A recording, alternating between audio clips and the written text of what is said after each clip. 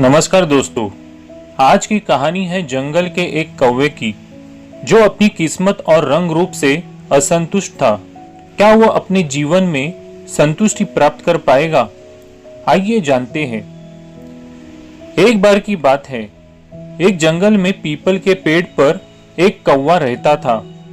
उसे किसी चीज की कमी नहीं थी, लेकिन फिर भी वो संतुष्ट नहीं था। उसे लगता था कि जंगल के सारे पंछी उससे ज्यादा सुंदर और खुश हैं। एक दिन पीपल की डाली पर एक बगुला आ बैठा। कौवा और बगुले में दोस्ती हो गई। कौवे ने कहा, दोस्त, तुम कितने किस्मत वाले हो। तुम्हारा रंग दूध की तरह सफेद है। अगर मैं भी तुम्हारी तरह सफेद होता तो कितना खुश होता।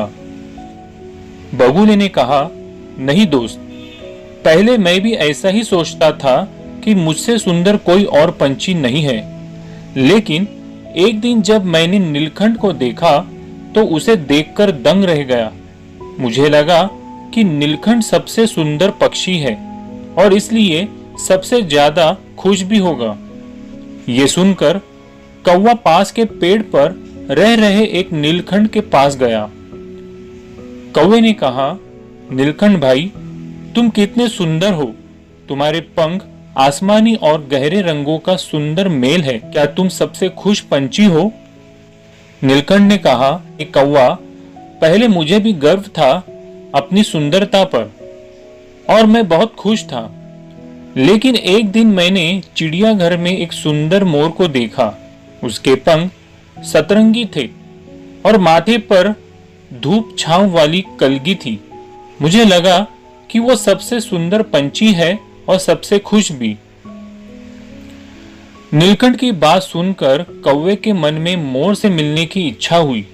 वो चिड़ियाघर में उड़कर पहुंच गया और मोर के पिंजरे के पास गया। कौवे ने कहा, मोर भाई, तुम तो सचमुच बहुत सुंदर हो। क्या तुम दुनिया के सबसे खुश पंछी हो? तो मोर ने कहा, नहीं भाई, सबसे ज्यादा दुखी तो मैं ही हूं। मेरी इसी सुंदरता के कारण मुझे इस पिंजरे में कैद कर दिया गया है। काश मैं तुम्हारी तरह होता तो मुझे कभी कैद में नहीं रहना पड़ता। देखो, यहाँ कितने सारे पंछी कैद में हैं, पर एक भी कौवा नहीं है। मोर की बात सुनकर कौवे की आंखें खुल गई। उसने सोचा, मैं जैसे हूं वैसा ही ठीक हूं, और वो अपने जीवन में खुश रहने लगा। इस कहानी से हमें ये सीख मिलती है कि हमें अपने रंग रूप और भाग्य के बारे में कभी भी शिकायत नहीं करनी चाहिए। हमें जो मिला है उसी में खुश रहना चाहिए। अगर आपको ये कहानी पसंद आई हो तो हमारे इस चैनल को सब्सक्राइब जरूर करें और वीडियो को लाइक करें।